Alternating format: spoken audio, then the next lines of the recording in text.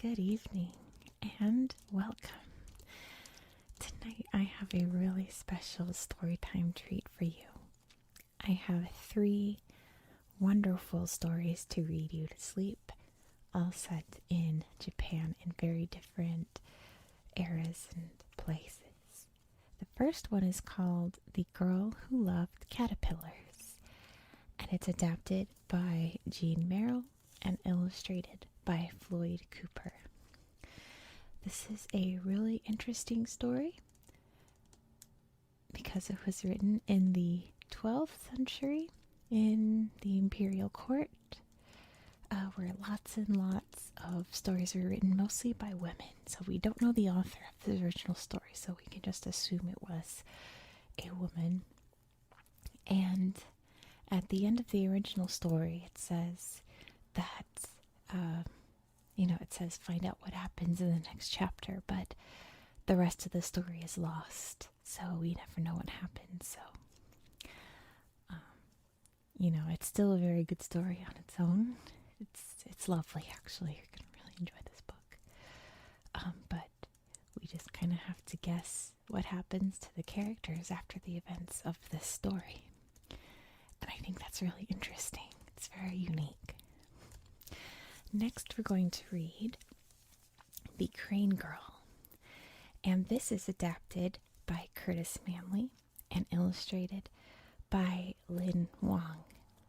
And this book is really interesting because it's actually a bunch of different Japanese myths, lots of different aspects, and like different tropes of Japanese myths all combined into one story, because many Japanese myths have different themes or common occurrences, so they were all put together in one story. And it's really beautiful, you'll see. And finally, we have a very different book altogether, one that's set in modern day, and it's called The Sound of Silence, and it's by Katrina Goldsaito and illustrated by Julia Kuo. And this book is really wonderful and really interesting because I'd ordered a lot of books from the library about Japan, and I'd ordered so many that I had canceled a bunch of books in the order, and this was one of them. And for some reason this book came anyway, and I was kind of upset, like, oh, I didn't even want this book. I changed my mind. But I read it, and it was so wonderful, and I was so glad it came. And, there are actually a bunch of books that I was excited for that, weren't even that good. And I went back and returned, and I was so glad that this wound up coming after all, because after I read it, I was so excited to read it to all of you. So I can't wait. But let's start first. We're going to go chronological and start with The Girl Who Loved Caterpillars. This book is kind of large, so I can't really get the illustrations and words into frame, so I'm just going to focus on these really beautiful illustrations for you. See what I mean? Like, here's the words over here. I'd rather you look at the pictures, and I'll read the story to you. The caterpillar. Izumi was her name, but she was known as the girl who loved caterpillars. Izumi was the only daughter of a provincial inspector who served in the emperor's court in Kyoto some 800 years ago. The court was one of great elegance, and the inspector had friends in the highest circles and hoped in time to make the inspector general of all the provinces, to be made the inspector general of all the provinces. Izumi was a pretty girl and clever, and it was her parents' hope that she might become a lady-in-waiting in the emperor's court, or that she might marry a nobleman of high rank. The inspector and his wife lived next door to a noblewoman who was known as the Lady Who Loved Butterflies. The Lady Who Loved Butterflies was considered to be the perfect lady. This lady was so renowned for having the most extraordinary butterfly collection in Japan. She dressed exquisitely, wrote poetry in a delicate script, and played with skill on the lute in the show. Noblemen from all over the country and even from distant China sought her favor by bringing her specimens of rare butterflies and flowers. The emperor himself often visited her gardens. The inspector and his wife felt that they could not have given their daughter a greater advantage than having their gardens join those of so exceptional a model of womanly charm.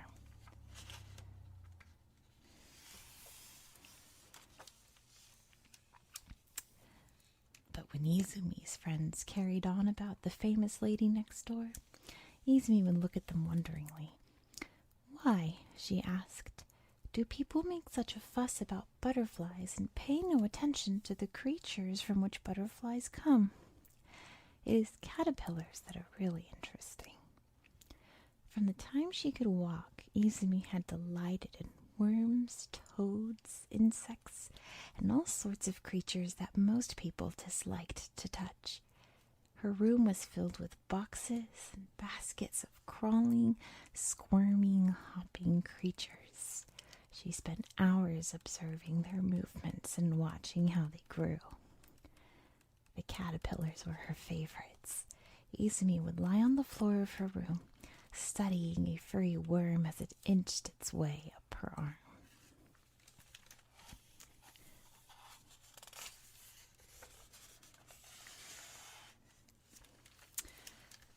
Most of the girls Izumi knew were squeamish about caterpillars and puzzled by her fascination with them.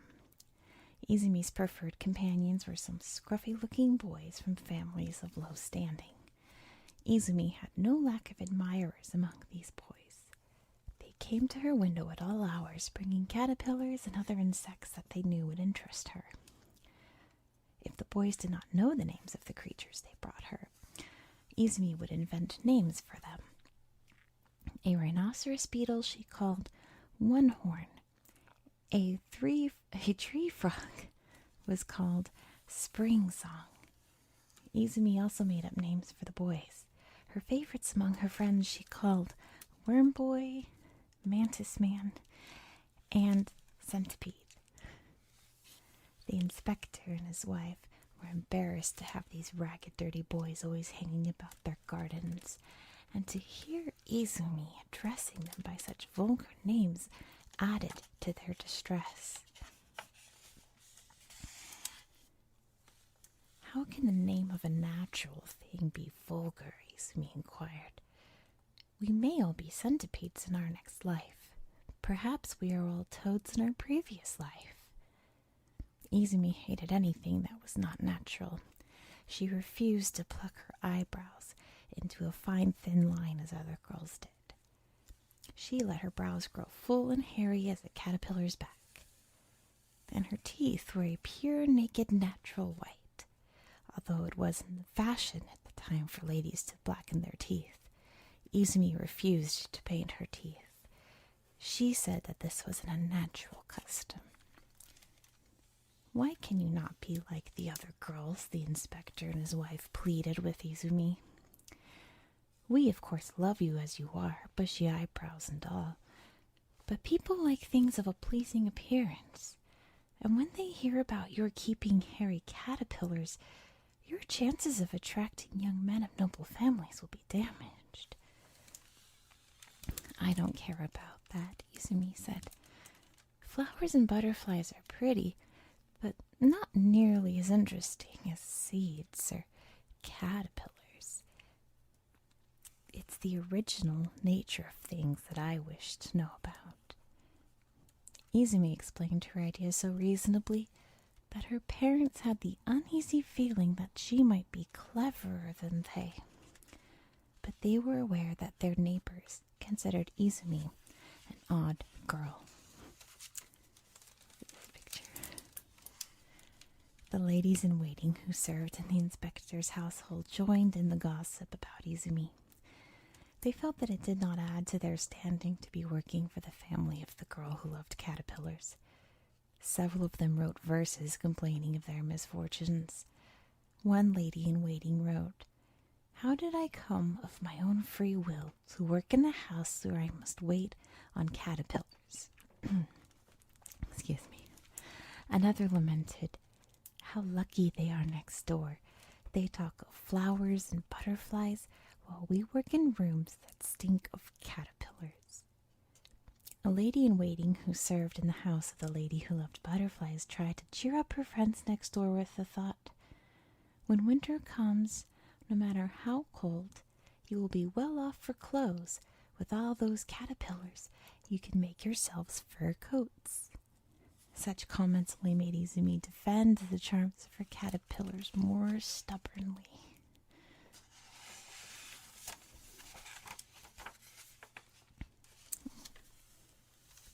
It's a nice picture of her. As the daughter of an important official, Izumi was given many beautiful presents by persons who wished to win favor with her father. But Izumi did not care much for possessions, and she often gave away her expensive gifts to the boys who collected insects for her. One day, a report of Izumi's strange ways reached a young nobleman who had never met a young lady who was not frightened by creeping, crawling things. He could not believe Izumi was as fearless as she sounded. The young man made a large and marvelously lifelike snake with joints that moved. He put the snake in a sack with a scale-like pattern and had it delivered to Izumi with a message that read, "Creeping and crawling, I have snaked my way to your side, and I will be as faithful as my body is long." Oh.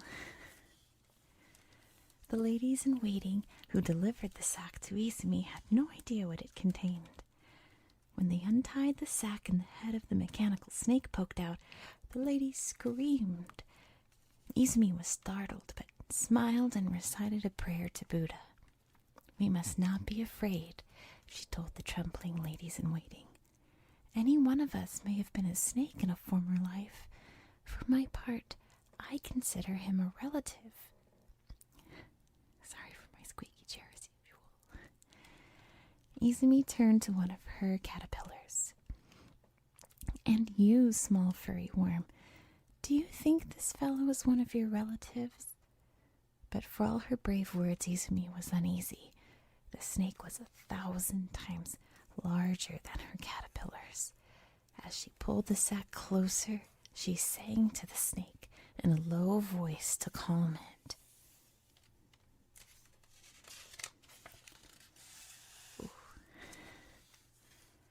Izumi singing to the snake struck the ladies in waiting as both frightening and hilarious, and they rushed out of the room giggling and squealing. They collided in the hall with the inspector, who was shocked to hear that the serving woman had run off, leaving his daughter closeted with a huge snake. The inspector seized his sword and rushed to Izumi's room. He was about to cut off the snake's head when he realized that it was not a real snake, but a cleverly made toy. Much relieved, he laughed heartily at the joke that had been played. On learning the name of the nobleman who had made the snake, the inspector told Izumi, "I have often heard how clever this fellow is at making such things. No doubt he has heard of your serious studies of strange creatures and thought to delight you with his good imitation. You must, of course, write and thank him for his kindness." Izumi, although a little disappointed that the snake was not a real one, agreed with her father that so ingenious a present deserved a reply.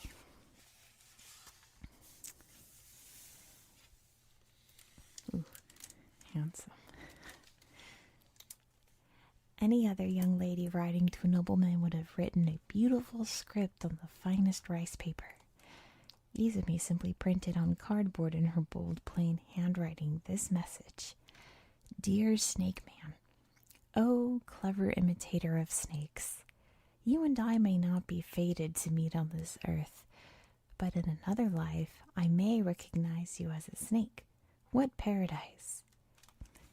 When this note was delivered, The young man who had made the snake showed it to a friend, a captain of the stables. It's a note. The captain was curious about the girl that had responded so wittily to his friend's joke and decided he must see her for himself. He went to Izumi's house and hid in the garden outside her window.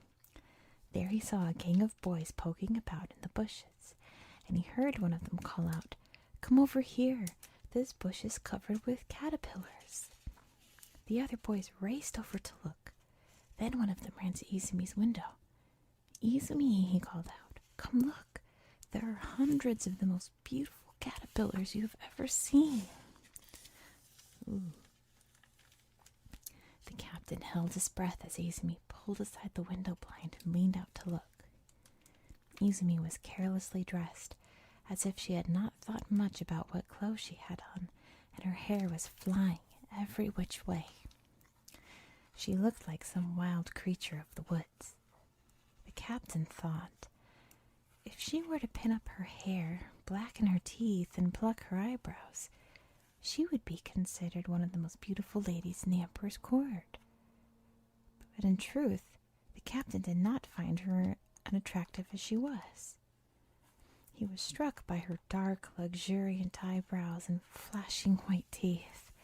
He noticed the fresh color of her cheeks, the brightness of her eyes, and the sweetness of her smile.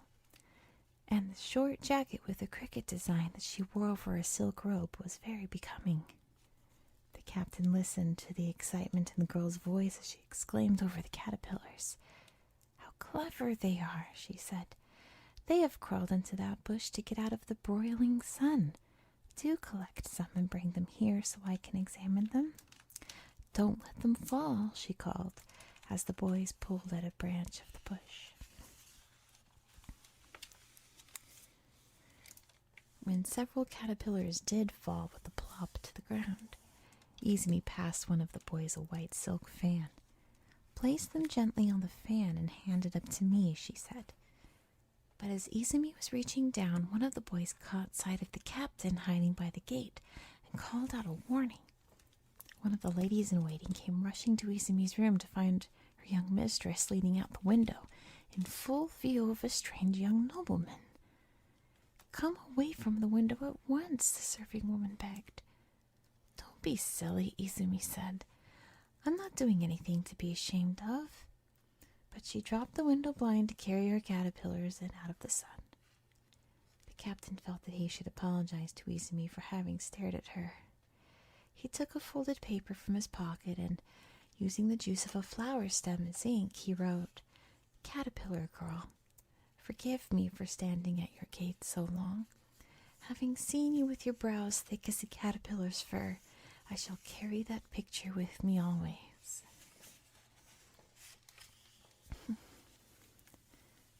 What's she gonna write? The captain summoned one of the boys and asked him to deliver the note. The boy went to the window and called Izumi. The lady in waiting raised the blind and snatched the paper from the boy's hand. When she looked at the message, she recognized the name of the captain. "Oh, unfortunate girl," she sighed. "A great nobleman has seen you messing with your revolting worms. Your father's house will be the joke of the court." Izumi looked up from her caterpillars and said mildly, "If you looked at more than the surface of things, perhaps you would not mind what people thought of you." One of the boys called from the garden that the captain was waiting, hoping there might be an answer to his note. "You must at least write a polite reply," the lady in waiting told Izumi. Izumi smiled and wrote, "As you see, I am not like other girls. And you have not, and had you not called me caterpillar, I would not have replied. What should I call you?"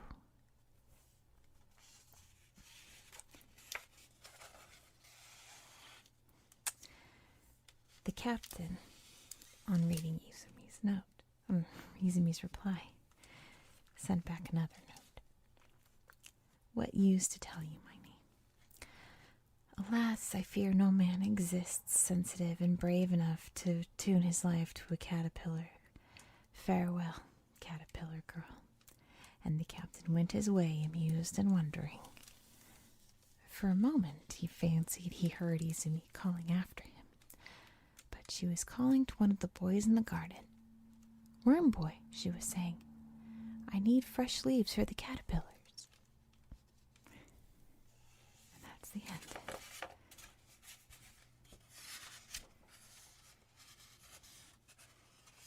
So what do you think happened next? I don't know, but a really interesting story, isn't it? I love this book, but I also really love this one. There we go. The Crane Girl. This book is also really kind of long, so focus more on the pictures. Oh, and also this book has really interesting haikus in it, so.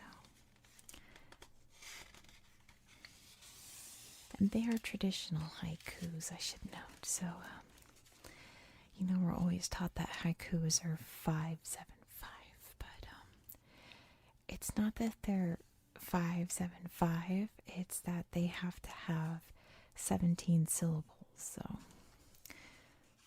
they're more traditional in that sense.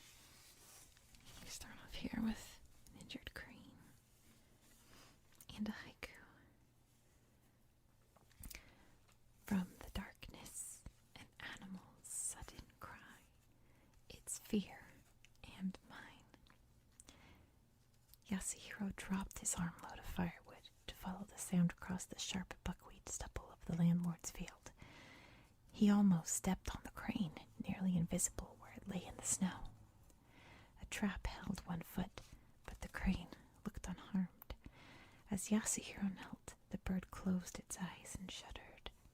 Yasuhiro clicked his tongue to calm the bird. I'm not here to harm you. Cold-hearted trap, he sets me free with warm hands.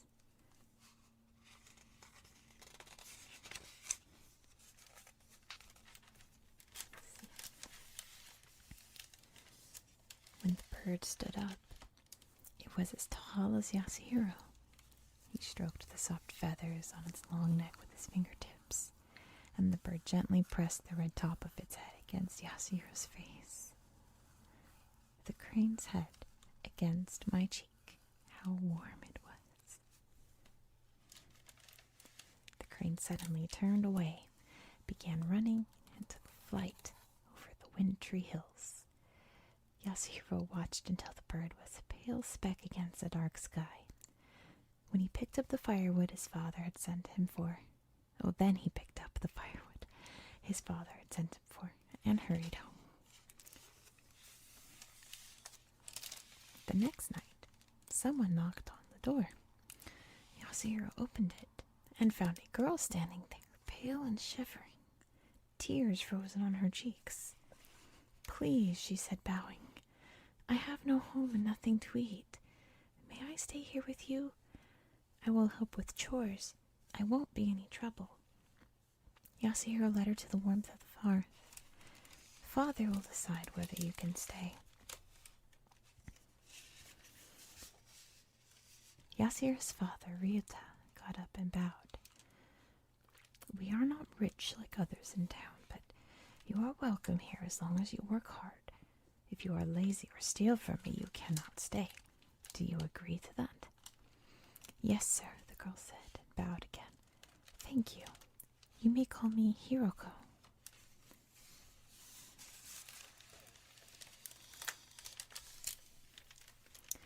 Yasuhiro and Hiroko became friends. They shared their chores and spent their time together. Springtime rain. I teach her games. Everyone else knows.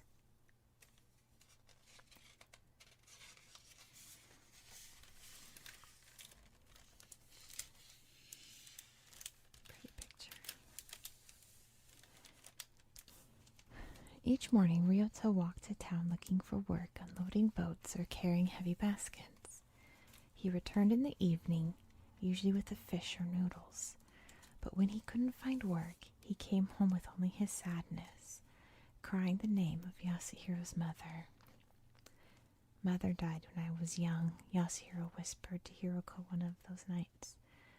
Father says she wove the finest kimono of silk on the whole island. We still have her loom and thread, but Father had to sell all the fabric she made, except my scarf. Oh, Yasu, it's so beautiful, Hiroko said as she stroked the soft fabric. His mother's love, threads of all colors, glowing in the weave.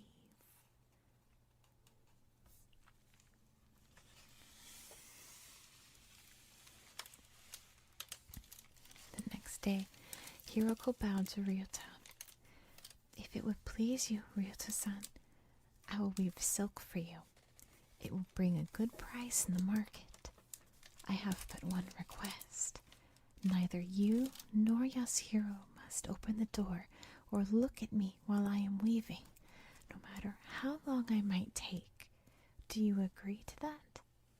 Yasuhiro and Ryota nodded and said yes. Then I will weave for you. She took the bowl of rice and bean sprouts that Yasuhiro offered and closed the door. My wife's loom, pounding of my own heart behind that door. The loom sounded all that night and the next day. Only after dinner did it fall silent. When Hiroko finally opened the door, she was carrying a bolt of cloth as light as a summer breeze. White silk, speckled with black, tracks of winter birds.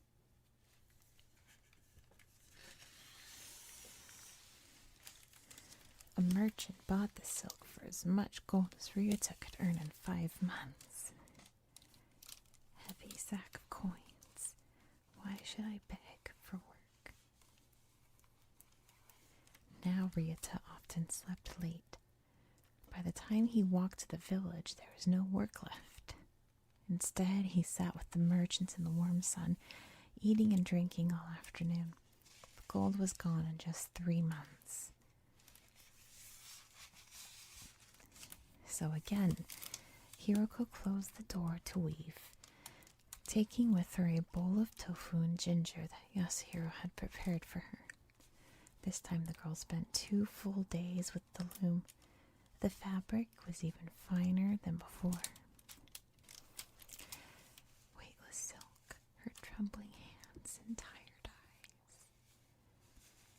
A merchant paid so much that Ryota stopped even trying to look for work. He went to town only to sit by the docks with the merchants and boast of the fine silk he would weave for them.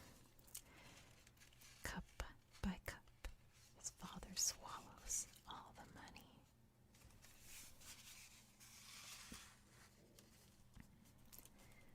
In a few months, all the gold was spent again. More cloth, demanded Ryota. Hiroko looked down at the floor. I am still too weak, sir. Next month, I will weave more. You will do it now, insisted Ryota.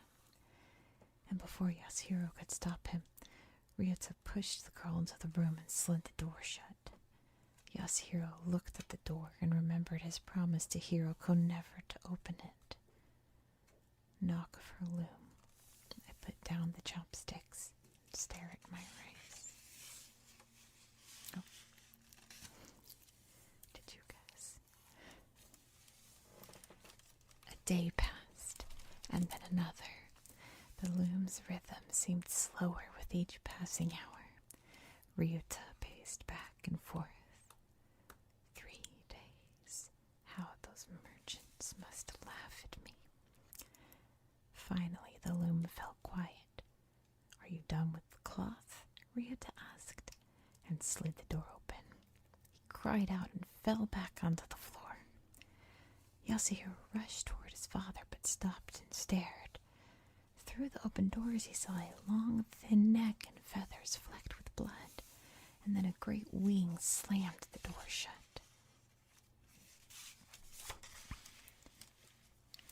Ryota ran past Yasuhiro and stumbled into the darkness. Even and the moon gone. All my good luck lost again. When Hiroko finally came out, her face was pale and her eyes were red from crying. Yasu, here is the silk for your father. Once he sells it, he need not bear any burdens for many months. I'm sorry about father, Yasuhiro said, gazing down at the fabric. Hiroko pressed her head against him. The last time I will touch his cheek. Cold tears. Yasuhiro thought of what he'd seen through the open door and touched Hiroko's neck. Why did you pluck your own feathers for the cloth? You saved my life when I was caught in the trap, said the girl. You were so gentle and kind, I wanted to be with you. Hiroko's feathers, her love for me, threaded through the silk.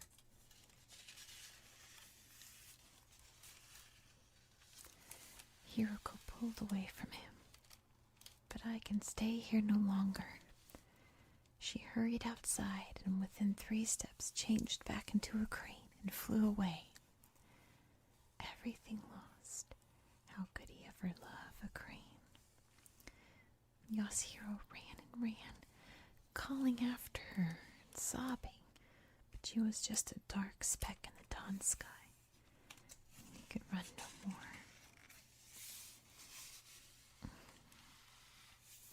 He must have fallen asleep, for suddenly Hiroko was bending over him. Yasu, go home. You will freeze here in the snow.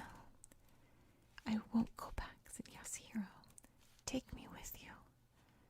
Hiroko shook her head. Our life is too different. It is a hard life. You wouldn't like it. I will like it, because I'll be with you. Then follow me. She began running. And flap your wings hard. But I don't have. But he did. He did have wings. Matching her wing beats, my heart soars. Together they flew low over the hills and along the river to the marshes at the edge of the sea. Her people clacked their beaks in welcome and danced for them. Yasuhiro and Hiroko stayed together all the rest of their long lives and raised many crane children, one by one by one. Spring sun, our chick's feathers, wet from the lake, wet from the egg. How lucky we all are to be cranes. The end. And then lots of notes about Japanese folklore and poems. Isn't that lovely?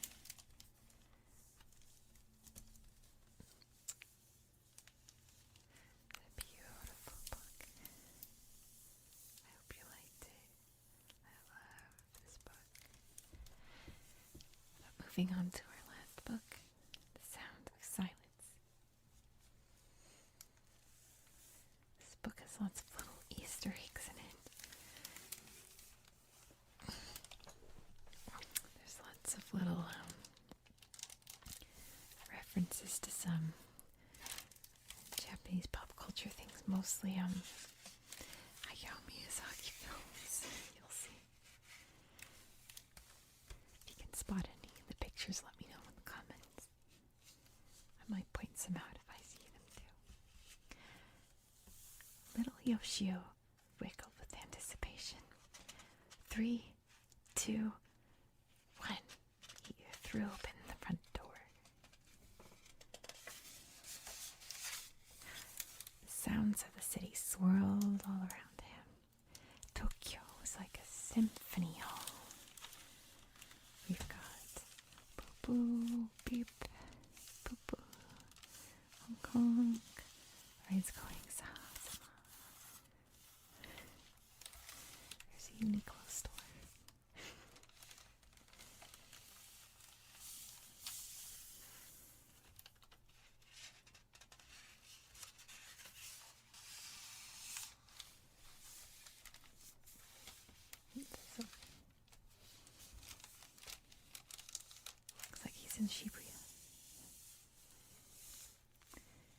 Yoshio listened to the sound of his boots squishing and squashing through the puddles, the tiny raindrops pattering on his umbrella. The sound of his kitty giggles made him giggle more. There's Beard Papa. Oh, if you have a Beard Papa near you, delicious. You have to go there. They make green puffs. So look at Yoshio.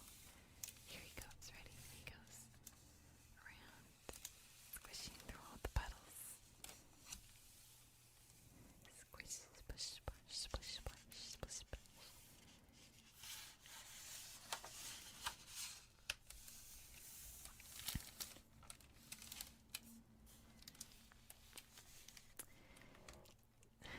Sorry for the squeaky chair again. So squeaky. Suddenly, Yoshio heard the strangest sound, high and low, squeaky and vibrating. Amazing! Scoy. It was a koto player, carefully tuning her instrument. Then the koto player played. Her notes were twangy and twinkling. They tickled Yoshio's ears.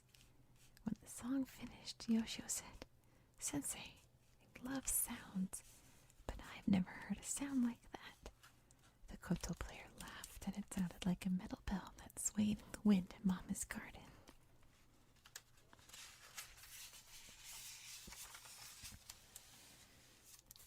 "Sensei," Yoshio said, "do you have a favorite sound?" "The most beautiful sound," the koto player said, "is the sound of ma, of silence." "Silence?" Yoshio asked. But the koto player just smiled a mysterious smile and went back to playing.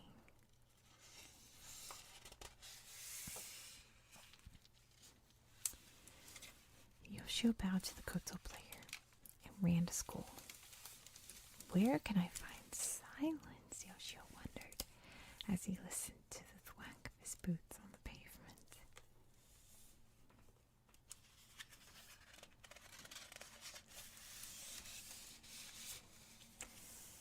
He listened for it through the school day, but there was always some kid making noise. At recess, the sun came out and Yoshio went to the quietest place he knew, the bamboo grove at the edge of the playground. But even there, the bamboo made a tucka-tucka-tucka sound as the wind banged its stalks together. He closed his eyes and heard the swish, swish, swish of the wind, making the leaves tug. It was beautiful, but it wasn't silence.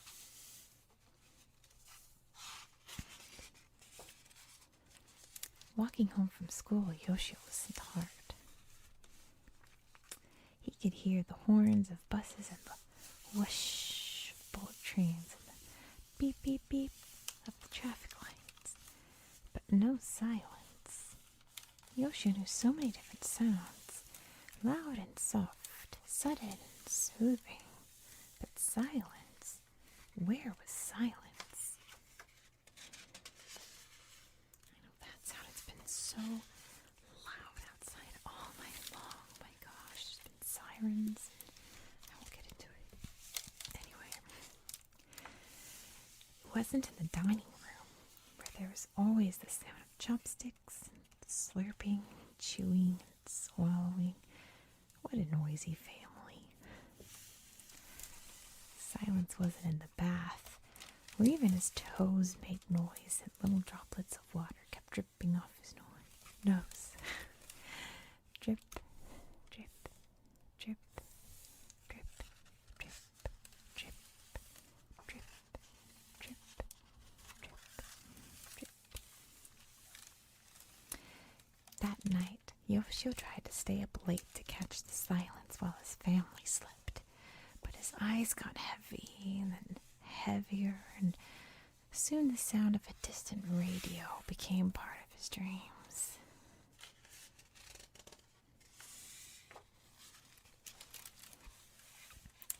The next morning, Yoshio woke up to his neighbor's dog barking and barking. Oh no, he had missed the silence. Yoshio walked to school early His sisters whizzed by on the way to the park, screeching Yoshio's name. Where was silence?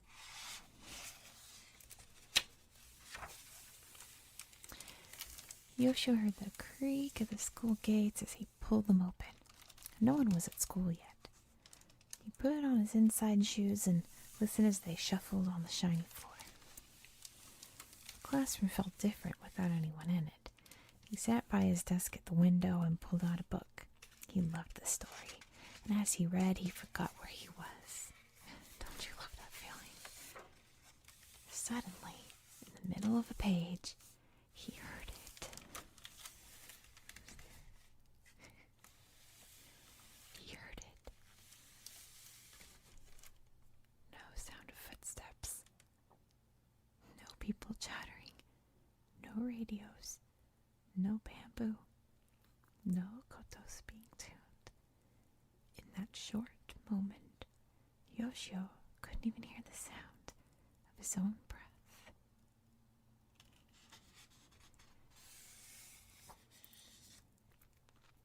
Everything felt still inside him, peaceful like the garden after it snowed, like feather-stuffed futons drying in the sun.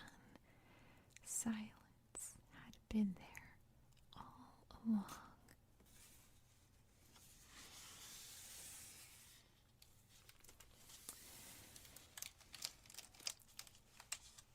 It had been there between the thumps of his boots when he ran, when the wind stopped just for a moment in the bamboo grove, at the end of his family's meal when everyone was happy and full, after the water finished draining from his bath, before the koto player's music began, and hovering in the air, right after it ended.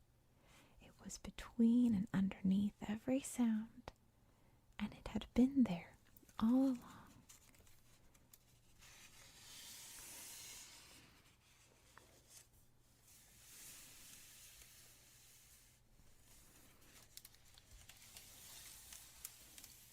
Ma. Silence. The end. And then, of course, more about Japanese culture. It's a very proper picture of Yoshio and the outfit.